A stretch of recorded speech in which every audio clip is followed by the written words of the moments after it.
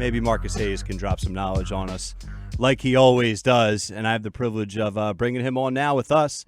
Columnist, Inquirer for the Daily News as well, Philly.com. Find him on Twitter at InkStainedWretch. Marcus, what's up, man? Hey, fellas, how you doing? I'm doing well.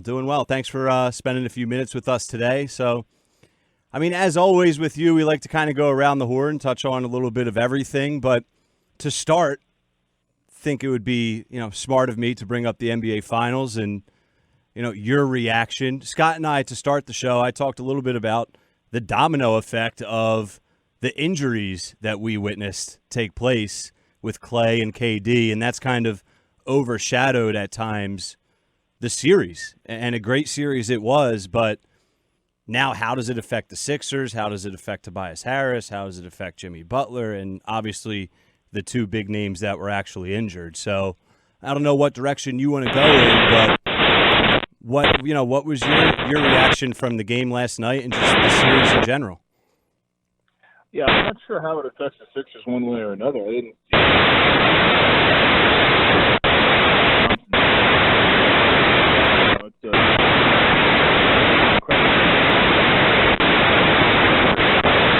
Holy shit.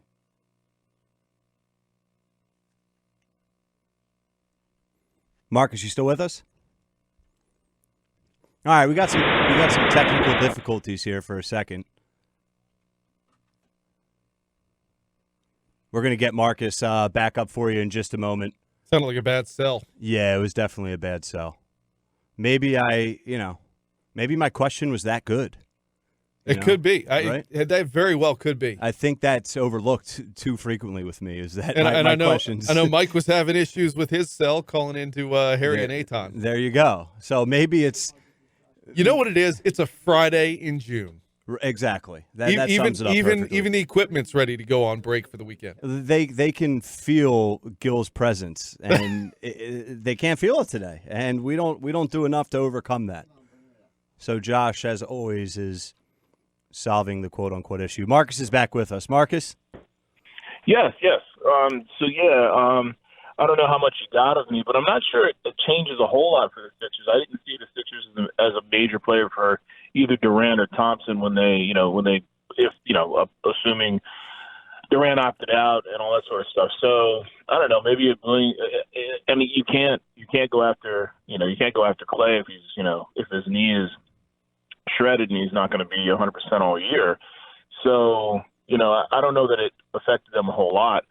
But it certainly affected the series. I mean, I've always considered Kevin Durant to be the only other contender for MVP since probably his second or third year. Him and LeBron should have won every one of them. And Klay Thompson, to me, is if Jimmy Butler's a max guy, Klay Thompson's max +1. He's a much better player than Jimmy Butler. So it's those are two. Kevin Durant made them invincible. Klay Thompson made them the best team in the league. And, there's always going to be an asterisk around this, wonderful run from Toronto, which was a pretty good team in a bad, once again, in a bad conference.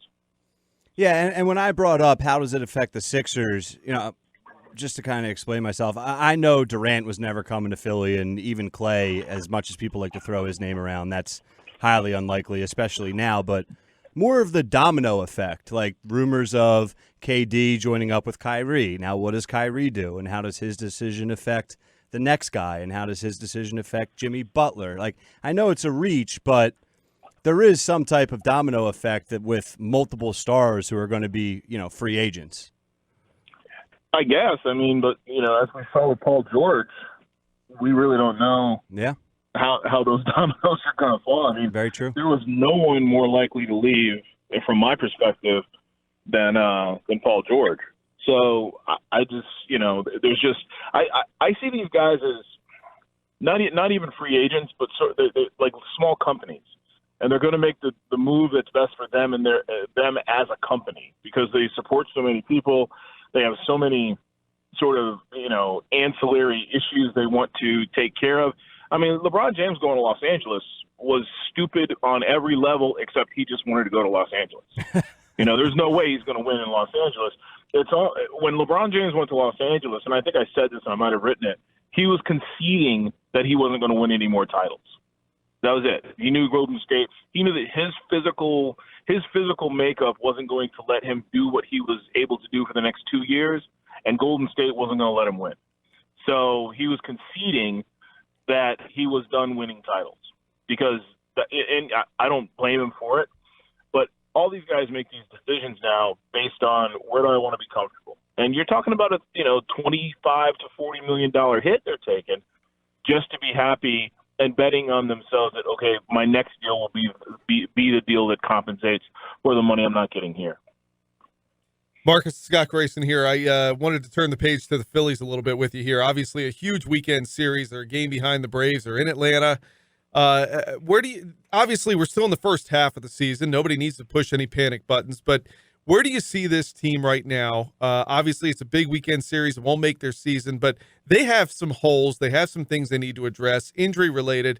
What do you see for this team as they get closer to the trade deadline in a little over a month? Well, it sort of depends on whether Bryce Harper's going to start earning his money. I mean, it's just that simple. Bryce Harper and Michael Franco, I'll give Michael Franco kind of a pass because he's hitting eighth and he's been marginalized. But Bryce Harper's been a huge disappointment. He's Reese Hoskins' protection. He's the straw that stirs the drink, and he just hasn't produced. That changes a lot of things. It really does. It gives them leads that protect their starters. I mean, if I told you that they'd be, 8-9 games over 500 with 7 bullpen guys hurt, 7 of their top 8 bullpen guys hurt, at the beginning of the year, you'd have taken that in a heartbeat. And if I told you Bryce Harper was, Bryce Harper of, almost Bryce Harper of the first 3 months of last season, and they were still 8 games over, you'd have taken it in a heartbeat. So you really don't even know who they are at this point. Jared Eichhoff might be back in the rotation in 2 weeks and win 2-3 games before the trade deadline. You know what I'm saying? They're just so – I never thought that they were a pennant contender to begin with. I thought that this was kind of fool's gold, especially the hot start they got off to. I think they swept the Braves in the first series. But, yeah, I mean, this is a team that's still kind of forming. And that was always my question last year when they signed Jake Arrieta. What are they signing Jake Arrieta for to be the front end of a rotation that has no back end? To be the number one player on a team whose number 2 player was Reese Hoskins, who played well for 6 weeks. The expectations of this team, I think, are outsized compared to sort of who and what they've proven to be. Without Gene Segura and JT Realmuto, this team is 500. But again, they made these moves around Bryce Harper, and everything sort of depends on Bryce Harper. Reese Hoskins might be 40, 50 points OPS better if Bryce Harper is protecting him like he's supposed to. You mentioned all the guys who kind of, I think, you mentioned Segura. I'd throw Andrew McCutchen in the mix before he got hurt as a guy who really has helped. You're right, pick up some of the slack that that Harper has left behind. And when you look at this lineup on paper, and what Jay Bruce has sort of picked up some of that slack since he came over, but nobody can expect him to keep doing what he's doing. But you look at this lineup on paper, and it really is a shame right now that they can't consistently help their starting pitching out. Well, I mean, again, you put a guy, I know he's, hitting, when you add a $330 million guy, and don't get me wrong, the $300 million guy isn't killing it in San Diego either, man, Machado. So, but yeah, neither of these guys has produced to the level that they should produce. And there's no excuse for it. I mean, Bryce Harper didn't even change divisions, Sure. So, there's just no excuse for it. He's got to be productive. I will say this: if he heats up the way he did last year, and they begin at 8 games over, that's spectacular. That bodes very well. And one of the things I think we overlook is how well they played defensively up the middle. I mean, Gene Segura and Realmuto, and whoever's been in center field, they've really done a really good job. I mean, Cesar Hernandez is becoming, more and more obvious that he's just a below average Major League Baseball player. He's not a very good defensive second baseman, and he's way too streaky to be anywhere near the top of the lineup. I would consider him a much better option off the bench than a Scott Kingery at the beginning of the year. He can also play 4 or 5 positions, switch hitter, and a speed guy. So, but he doesn't use his speed as a leadoff guy, and he's not a very good leadoff hitter. So, all that said, yeah, the team is interestingly comprised, but you just don't know what they are, a month and a half from now, right? 6 weeks, this team could be, totally different. 6 weeks, they could have 4 relievers back, 5 relievers back. They could have a stud bullpen in 6 weeks if the people who are hurt stay on track and return. Yeah, and you talk about kind of doing. We were talking about Cesar Hernandez. The Phillies did put out their lineup for tonight, and it's Segura, Harper, Real Muto, Hoskins, Bruce, Kingery, Sean Rodriguez playing third, batting 7th.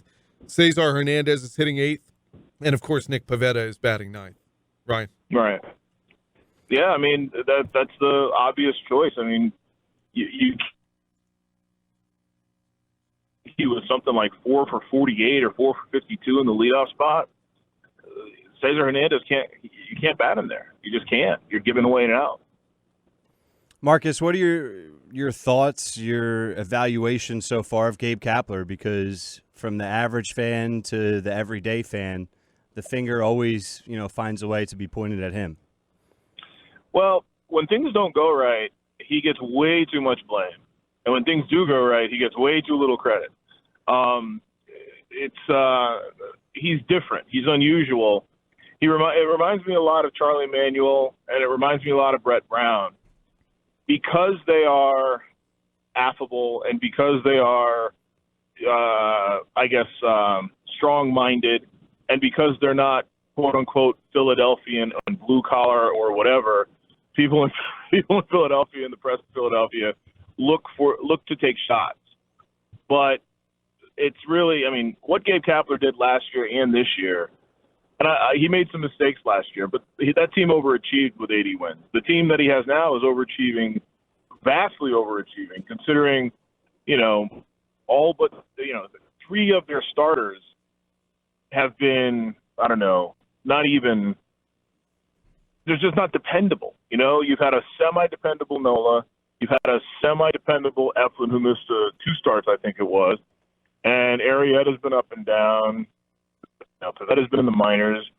Eichhoff started out in the minors. It's just amazing that they are where they are. So managing a baseball team, the best managers tend to not have to manage very much. You know what I'm saying, Jake? Yeah. Gabe Kapler had to replace his second leadoff hitter today. This is the second time he's had to replace his leadoff hitter in 2 weeks. Think about that. Yeah. And, what he has to do, what he's been asked to do the first 2 years of his first managing stint, that's the other thing.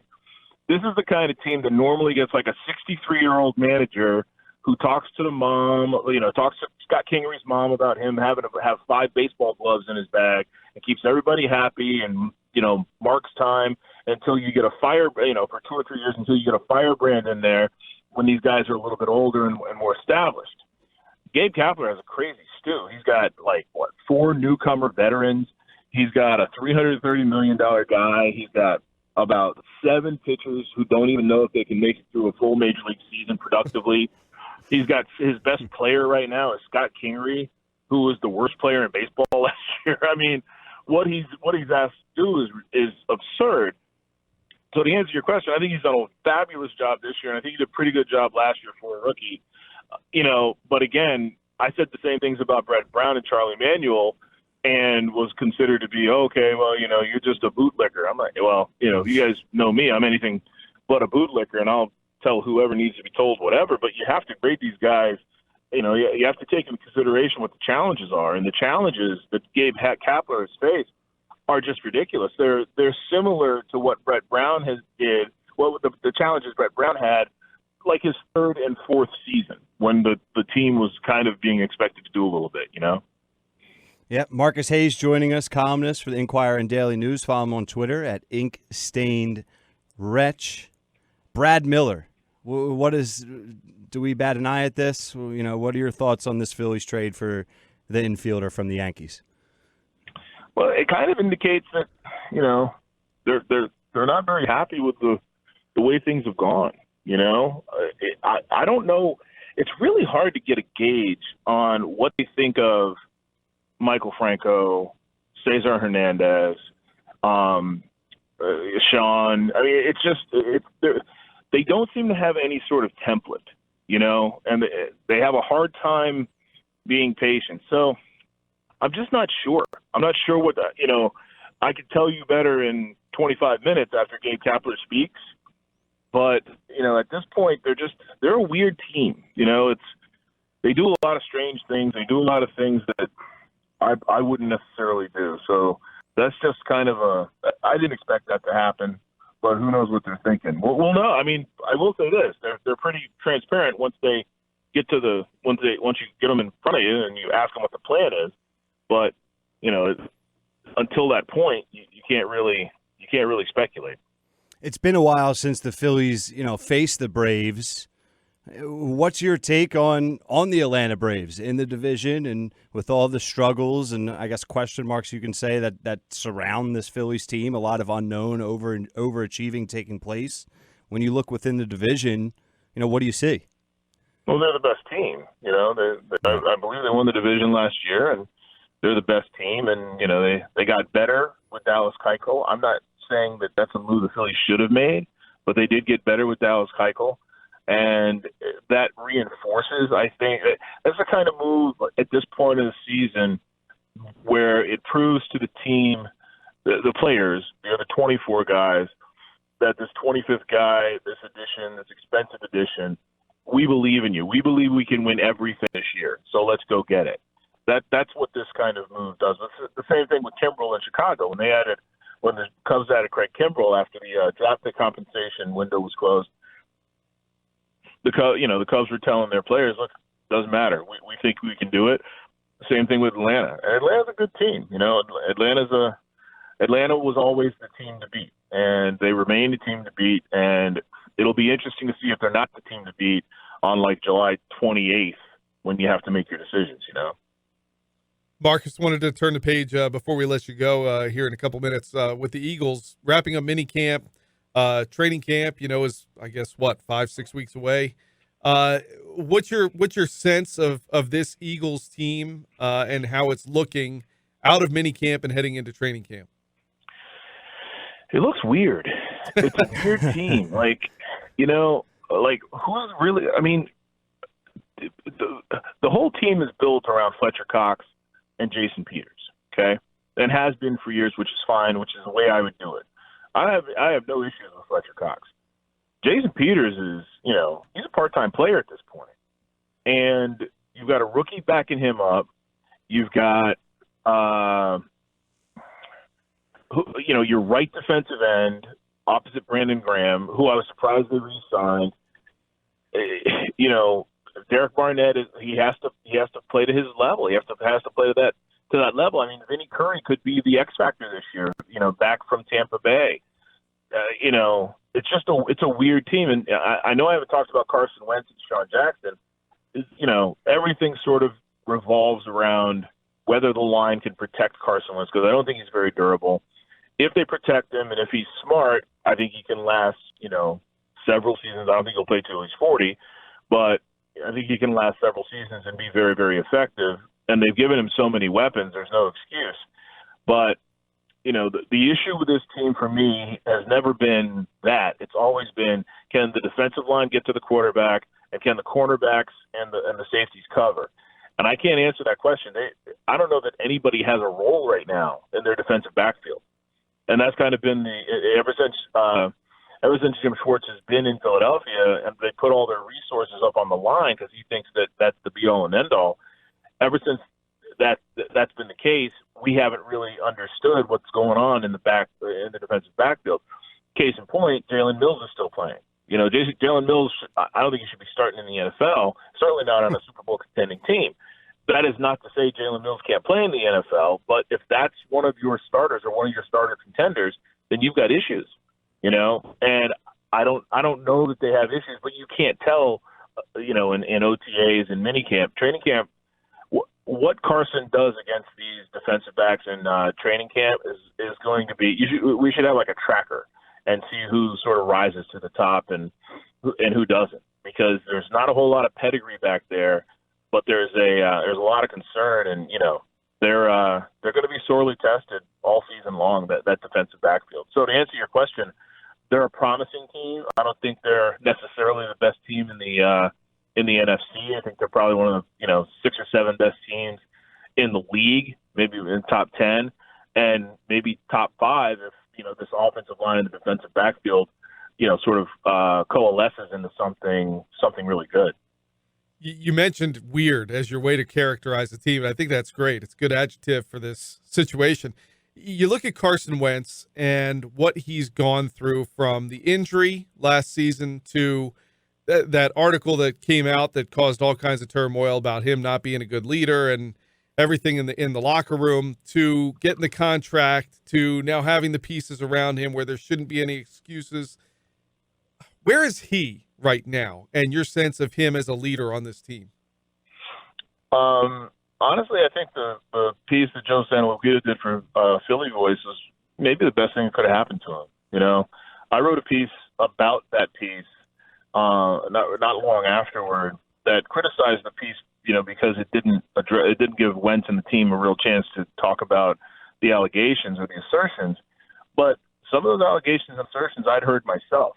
I didn't hear them from inside the locker room. I didn't hear them from players. I'd heard them from around the league and around the team.